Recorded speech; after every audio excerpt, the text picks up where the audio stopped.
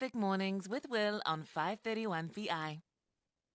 It is 11 minutes past 8 o'clock. Good to have you along for the ride this Thursday. Now, each Thursday we are joined by a Pacific MP, and I wish I could bring you one from the coalition, but there isn't one. So we're joined again by another Labour MP. It's always a pleasure to have her on. It is Jenny Salesa. Malo lele, talofa lava. Welcome in. Kia ora, marulele, and thank you so much, Will, for having me this morning. No, thank you for coming on. Hey, look, this is a bit of positivity for the Labour Party. I'm sure the trend continues in terms of poll results. The RNZ Reid Research poll, those shows that National is ahead. Labour is tantalisingly close in terms of almost being in the driver's seat, let's say, if an election were held today. What do you make of the poll result? All of the polls this year, as far as I know, are really quite encouraging for those of us in opposition. However, we know that there is still around about 18 months or so to go before the election, and we still have so much more work to do, particularly in Auckland, where the majority of our Pacific people live. Yes, no, certainly. If we take a look more specifically, though, at the preferred Prime Minister stakes, I mean, Chippy, for quite some time, look, I mean, I granted he's still the opposition leader, but the numbers still aren't that flash. They're kind of uninspiring for Chippy. What do you make of it? Of course, you're going to tell me he still has the full support of the caucus, but I mean, wouldn't it be lovely to see a Pacific MP as our, leader of the Labour Party at some point? Jenny Salesa, perhaps? Right Honourable Chris Hipkins is absolutely our leader. We are all behind him. And when you look at the gap between the current Prime Minister and our opposition leader, you would expect to see not that much of they're really quite close. They're neck and neck, and that's actually quite unusual, particularly when the election was only held about a year and a half ago. When you look at, say, historically, other prime ministers, there's a much bigger gap between the prime minister and the person who is an opposition leader. And so it is actually very encouraging to us that Chippy is doing so well. No, certainly. And I said a few weeks ago, I always say when we've got a Labour MP on, I did enjoy his State of the Nation speech. But I'm going to just ask, indulge my political nerdiness for just a moment. Who do you think is potential leadership, for the Labour Party in the future? I'm not saying now. Go on, can I just get a name? It'll definitely just be Right Honourable Chris Hipkins. Why would we change who our leader is? You know, I went in 2014 as an MP, a new MP. I saw firsthand what it's like to actually have a caucus that was not united. And so it is just not a place that we would want to go to or to even start that we should actually look at changing the leaders. Why would we when we're doing so well? Yeah, I see your point. Look, if we go further into the RNZ Reid Research poll results, it also showed, if we take a look at the school lunches program, that a majority of voters say that it's on parents' responsibility to provide school lunches. And on that, I have to agree. I don't think, in an ideal world, the state should be providing lunches. What do you make of that? Does it show that perhaps Kiwis' appetite towards the school lunch program is changing? Well, the reality is, and I see this especially in the electorate that I serve in South Auckland, whether or not believe that children are going to schools hungry, they are. Too many of our children go to school hungry. School lunches is about giving those children who go to school hungry an opportunity to learn, a better opportunity to learn. And when we look at the future of Aotearoa New Zealand, we would like our children, all of our children, to have a job that they love in the future, to be in good health, and to be able to contribute to society and to our economy. And this actually starts with a good education. We know from research and we know from what we see that our children learn better when their tummies are full. If you have children going to school hungry, and we know also from teachers, some of these children, this is the only meal that they have, the ones that they eat in schools. And so for me, for the future of our economy and for the fact that there are over 450,000 Pacific people in Aotearoa, New Zealand now.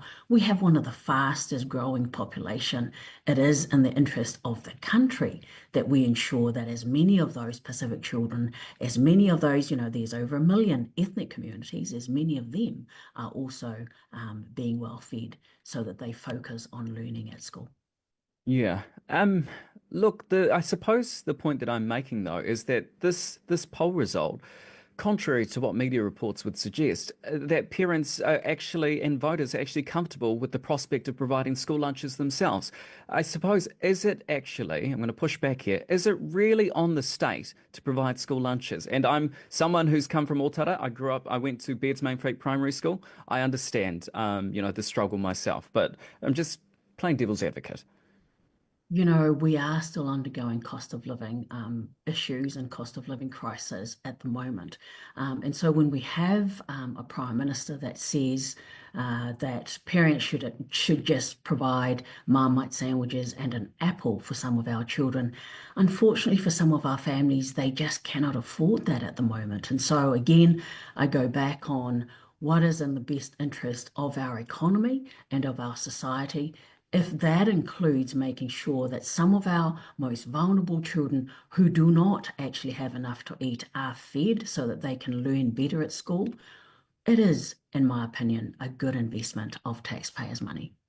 Yep, certainly. Also, I will just say a little bit of cheeky credit to Christopher Luxon. Never tried a Marmite sandwich in my life. It's grown on me. I have one every day now. Thank you very much for that, Prime Minister. Anyway, let's turn our attention to the minimum wage and living wage increases, although some would argue it's nothing. What do you make of it? Well, I want to just reflect on the fact that, under the Labour government, April the 1st was a day when actually workers could count on a pay rise with stronger support for those who are actually doing it tough. But under this coalition government, they've made a number of choices that have just left New Zealanders worse off. Jobs are being cut, wages are falling behind, and the support for our vulnerable families are also being scaled back. The minimum wage, as it will rise, is only rising by a measly 35 cents, well below the inflation. So this means effectively that there are tens of thousands of our workers across New Zealand who are effectively taking a pay cut. And unfortunately, many of those families are Pacific families. When we also look at things like electricity line charges, they are increasing. We know that they'll be increasing by an average of about $10 a month. And for some areas, this increase will be about $25 a month. And for some people, maybe $25 a month is not actually that huge. But for some Mm, of our Pacific families, it's actually a lot. yeah. Just on the minimum wage point, now, look, it's not ideal. I concede that, but I actually think it's a measured approach given our economy is still very much on the mend. And the argument that I come back to is if we did increase the minimum wage substantially, that would put more pressure on, say, our small to medium businesses. And inevitably, that could lead to either higher prices or to having to let go of staff. And I think no one in the end wins in that scenario. Would you agree with that sentiment? Well, what we know is there are lots of things that this current government have done. In terms of job cuts, there's lots of job cuts in the public sector, right?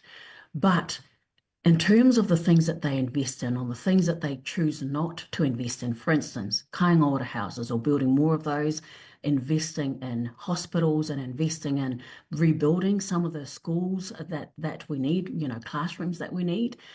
Some of those choices have also ended up with the over 13,000 job losses in the building and construction sector. So there are lots of things that this government has, choices that they've made, which in our opinion are wrong.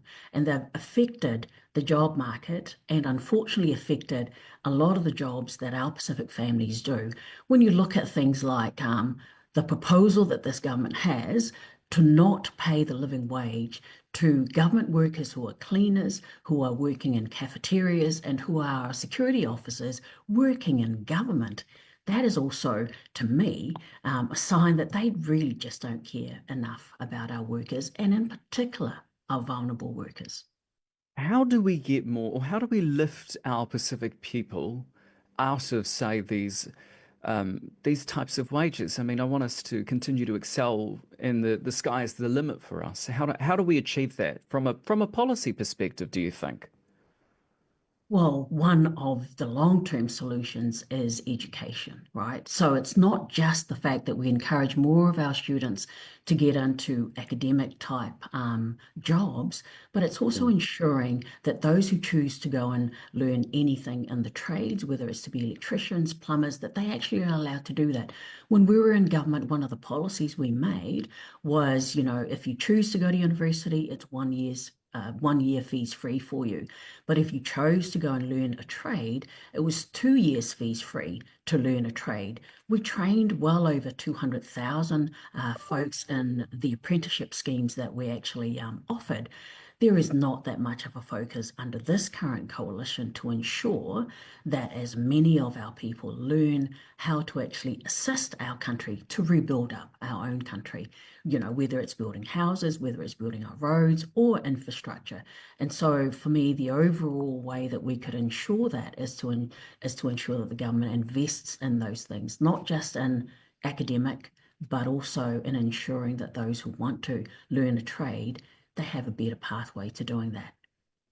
Oh, Jenny, you're on fire this morning. I thought I got you there with some questions, but all right, let's turn our attention to the health and safety law changes proposed by Workplace Relations Minister Brooke Van Velden. I actually thought, makes sense if, cut through the red tape if it is for the businesses that frankly don't need said red tape.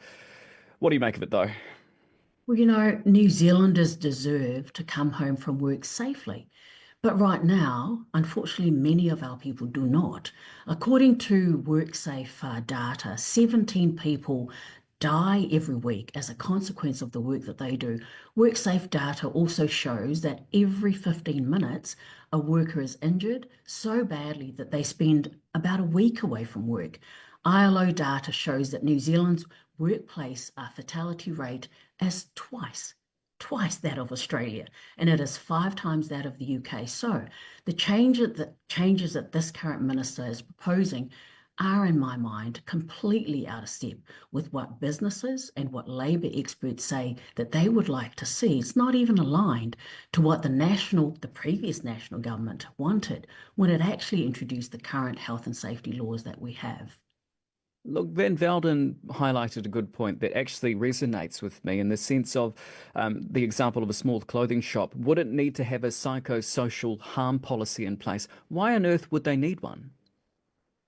You know, it's not just about that particular type of work, right? It's Mm. about looking at all of the businesses that we have, because when you actually have such a high fatality rate, we also have some industry, building and construction comes to mind, that unfortunately has high suicide rates as well. You look at the totality of all of our workplaces and you make sure when your workplace minister that you do as much as possible to alleviate and to ensure that you address those issues, you address the mental health issues in workplaces, and that you also address the fatality rate.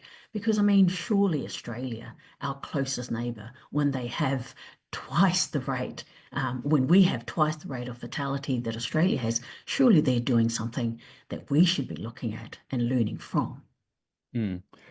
We are living in an increasingly volatile world. Obviously, we have polarizing figures. It's my words, not yours, in terms of you've got Trump and you've got Putin, you've got Xi Jinping, and the Pacific is becoming inevitably a battleground. We can see that with the likes of China's agreement with the Cook Islands a few months back. What I'm asking here ultimately is our defense spend. Should we be pumping more into our defense spend?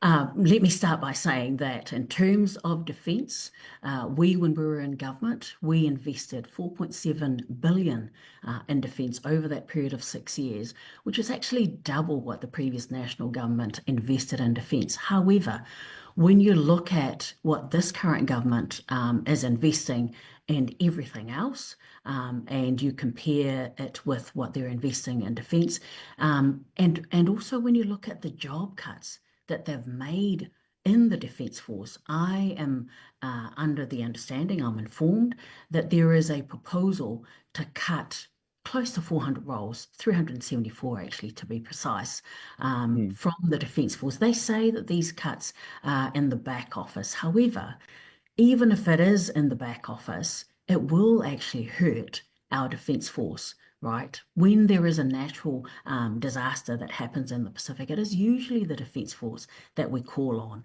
to take those aid, whether it's food or whatnot, out to the Pacific. So our Defence Force is really important, not just to New Zealand, but in what we do in terms of the aid that we provide in the Pacific. When we look at our defence spend, though, and we compare it with other much more powerful countries, I'm not quite sure that we would ever be in a position to invest that much on defence to be able to defend ourselves. We'll probably always be dependent on what our allies would do to assist us should there be a war that breaks out in the Pacific. Yeah. Final question for you, and you can correct me if I'm wrong, but Polyfest, is that within your realm as of the electorate? It is. Well, no, it's kind of just outside of my realm, Right. but I can say that Polyfest actually definitely began in Aotearoa, which is within my electorate. 50 years ago, Mama Tapo Manapori, one of our community leaders, and of course you well know, she's a Cook Islander, Mm. she and others began this dream of celebrating Pacific cultures, and it began at Sir Edmund Hillary Collegiate, which is definitely in my electorate. But it grew well, it grew so big that it couldn't actually just be held at Sir Edmund Hillary Collegiate. So it is just about 2 streets away from my electorate now, but we're really looking forward to celebrating 50 years of Polyfest. But can I just say, also celebrating the fact that it began in Aotearoa, right in our electorate. Absolutely. No, Hati Aotearoa here anyway, so that's awesome that you recognise that.